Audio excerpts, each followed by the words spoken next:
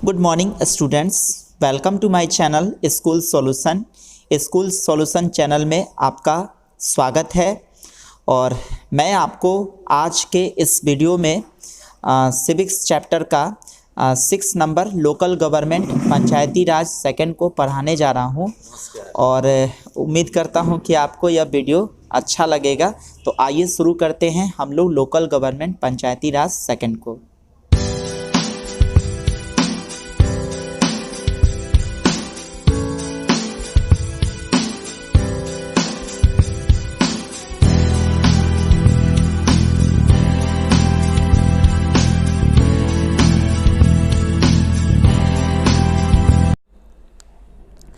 Local government Panchayati Raj second.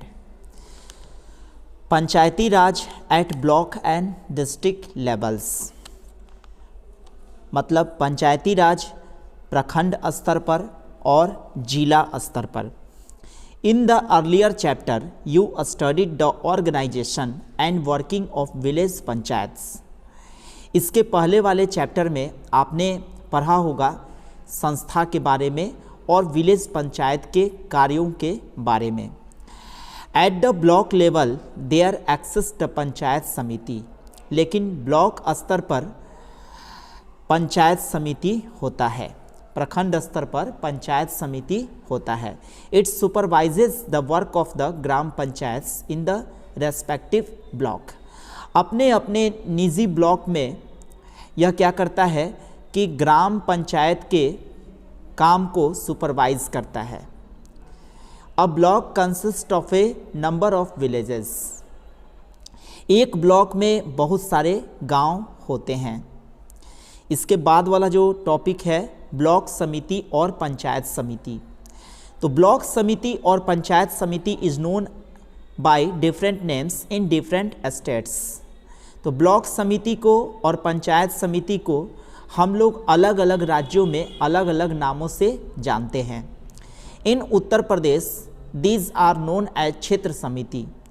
Uttar Pradesh में जब आप जाएंगे तो उत्तर प्रदेश में इसे हम क्षेत्र समिति के नाम से जानते हैं।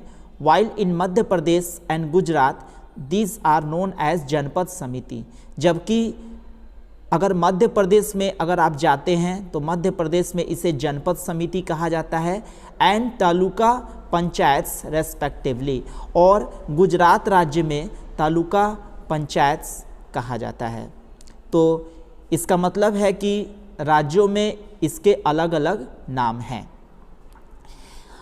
इसके बाद टॉपिक है कंपोजिशन, मतलब इसकी बनावट कैसी होती है।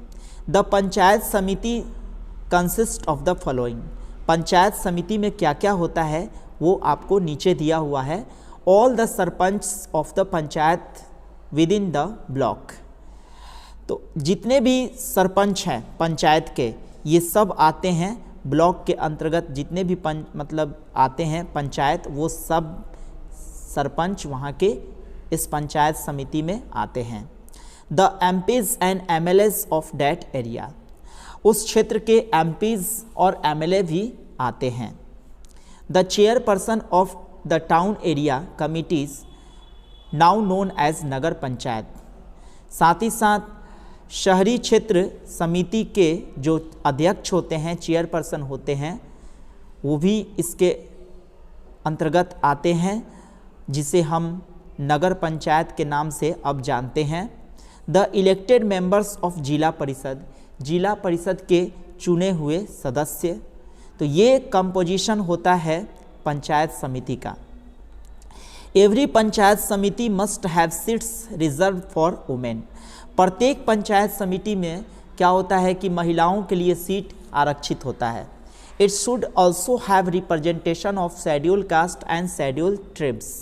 साथ ही साथ इसमें अनुसूचित जनजाति अनुसूचित जाति दोनों के लिए भी इसमें रिप्रेजेंटेशन होता है, यानी कि इसका भी प्रतिनिधित्व होता है। द पंचायत समिति has a term of 5 years. Panchayat समिति 5 सालों के लिए चुना जाता है। इसका जो टर्म होता है वो 5 साल के लिए होता है। इसके बाद का जो टॉपिक है ऑफिस बियरर्स। ऑफिस बियरर्स दिया हुआ है, यानी कि ऑफिस को चलाने वाले, ऑफिस कार्यालय धारक इसको कह सकते हैं। द मेंबर्स ऑफ द समिति elect A chairperson and A vice chairperson. होता क्या है कि जो समिति के जो सदस्य होते हैं वो एक चेयरपर्सन को चुनते हैं और एक वाइस चेयरपर्सन को भी चुनते हैं, जिसको हम लोग उप अध्यक्ष कहेंगे और चेयरपर्सन को अध्यक्ष कहेंगे। In the absence of the chairperson the vice chairperson functions as its head. जब चेयरपर्सन की अनुपस्थिति होती है, अगर किसी वजह से वो ऑफिस नहीं ज्वाइन करते हैं, तो उस स्थिति में वाइस चेयरपर्सन जो होता है वो प्रमुख का काम करता है, यानी कि जितने भी फंक्शन होते हैं चेयरपर्सन के, वो सारे फंक्शन को ये निभाता है। फंक्शंस ऑफ द ब्लॉक समिति, पंचायत समिति। अब ब्लॉक समिति या पंचायत समिति के कार्य क्या हैं उसको हम लोग पढ़ेंगे। The villagers need the services of experts in this fields, agriculture, education, land development and animal husbandry. गांव के लोगों की आवश्यकता होती है इन क्षेत्रों में एक्सपर्ट लोगों की सेवा की, जो एक्सपर्ट्स हैं, जो बहुत कुछ जानते हैं, कृषि के बारे में जानते हैं, शिक्षा के बारे में जानते हैं, तो वैसे लोगों की आवश्यकता गांव के लोगों को होती है। और कौन कौन से क्षेत्रों में होती है, तो एग्रीकल्चर के क्षेत्र में, जैसे कि कृषि के क्षेत्र में, शिक्षा के क्षेत्र में, लैंड डेवलपमेंट, भूमि विकास के क्षेत्र में, एंड एनिमल हस्बेंड्री मतलब पशुपालन के क्षेत्र में। The functions of the panchayat Samiti are. Panchayat समिति के कार्य, तो पंचायत समिति के कार्य क्या हैं, तो सबसे पहला कार्य है to help the villagers in obtaining improved seeds and fertilisers. तो सबसे पहले उसके कार्यों में पहला कार्य जो है वो काम है कि गांव के लोगों की मदद करना और उन्हें अच्छे तकनीक वाले जो बीज होते हैं, फर्टिलाइजर्स होते हैं, उर्वरक होते हैं, ये सब प्राप्त करवाना, यानी कि उन्हें दिलाना। दूसरा इसका कार्य है to educate people about new and improved agriculture implements and the use of pesticides. दूसरा इसका काम है कि लोगों को शिक्षित करना नए नए और इम्प्रूव्ड एग्रीकल्चर इम्प्लीमेंट्स के बारे में, यानी कि कृषि के जो उपकरण हैं, कृषि के जो सामान हैं, नए नए तकनीक वाले जो सामान हैं, उसके बारे में जानकारी मुहैया कराना, लोगों को शिक्षित करना, और साथ ही साथ पेस्टिसाइड्स का यूज भी करना, कीटनाशकों का अपने खेतों में प्रयोग करना। जैसा कि आप सभी जानते हैं कि फसल में कीट लग जाते हैं, कीड़े लग जाते हैं, तो उसको उस समस्या से निजात पाने के लिए पेस्टिसाइड्स का यूज किया जाता है। थर्ड वर्क है to make them aware of the need of immunisation for their children so as to protect them against many disease.